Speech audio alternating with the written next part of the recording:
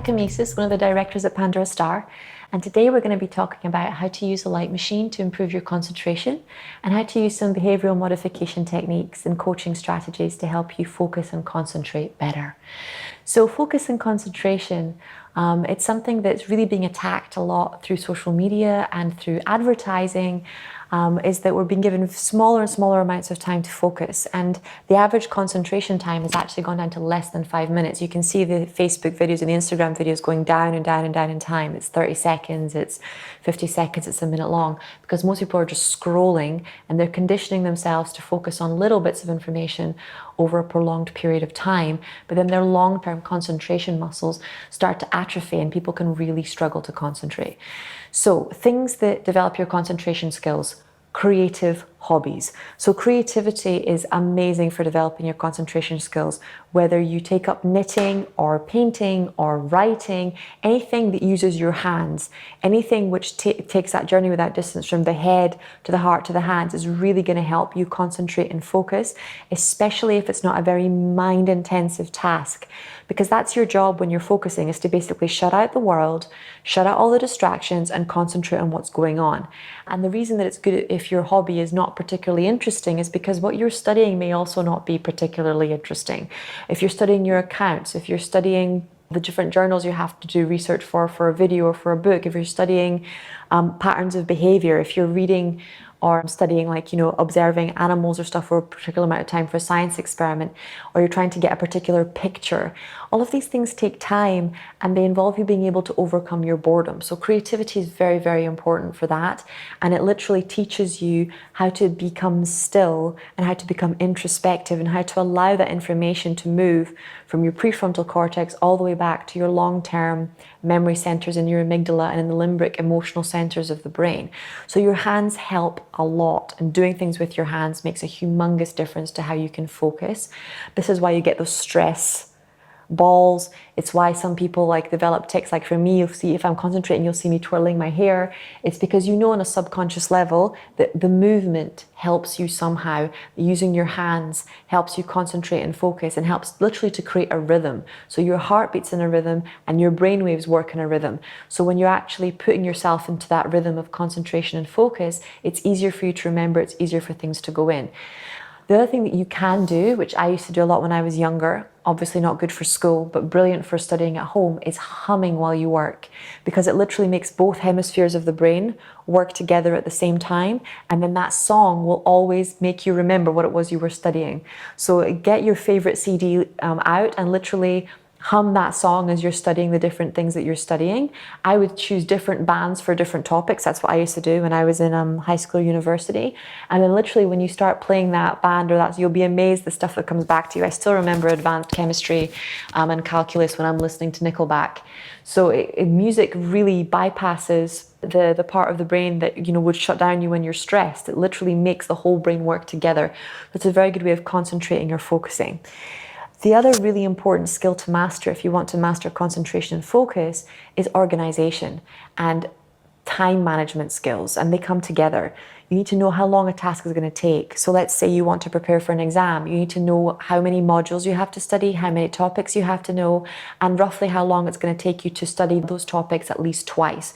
The first time is just understanding and really getting to grips to what you're learning. And then the second time is revision. You're literally making sure it's gone in 3 or 4 or 5 times into your subconscious mind so that you're able to be more fluid with the concepts and think in a different way. And this is where creativity comes in really handy as well, because if you're literally working and studying and really focusing for 90-minute blocks, because 90-minute blocks are the best cycles to study in. You study for 90 minutes, you take a 20-minute break, you study for 90 minutes, you take a 10-minute break. It just helps your circadian rhythms move in alignment with what you're studying. And that's when you really can focus and concentrate. Then literally you take that break, and if in that break you're knitting or you're doing a bit of exercise and going for a walk to clear your head, this is why Steve Jobs, literally all of the meetings he ran walking. He literally had like a circuit built around the building so that you could walk when you were doing your meetings, because the best ideas come from you focused, you studied, you know what you need to do, and then you completely let go and you exercise and you're creative so that your subconscious mind can start putting all this together in better and more ingenious ways faster than your conscious mind can. And you're really remembering it. You're committing it to memory and committing it to mind on a subconscious level, and that's where the creativity helps. So you want to work with 90 minutes worth of focused, concentrated study, and then half an hour to 40 minutes worth of creativity and play to allow your mind to really make sense of and process and make that journey without distance between the mind and the heart. Start to really light up those different neurons, start to really work the two hemispheres of the brain together so that you can literally keep track of that information years and years and years after you've learned it, and you can actually make it useful in your life. Now, the programs that help the most with concentration are theta programs, alpha programs. Alpha programs create this really clear state of focus and concentration without any stress.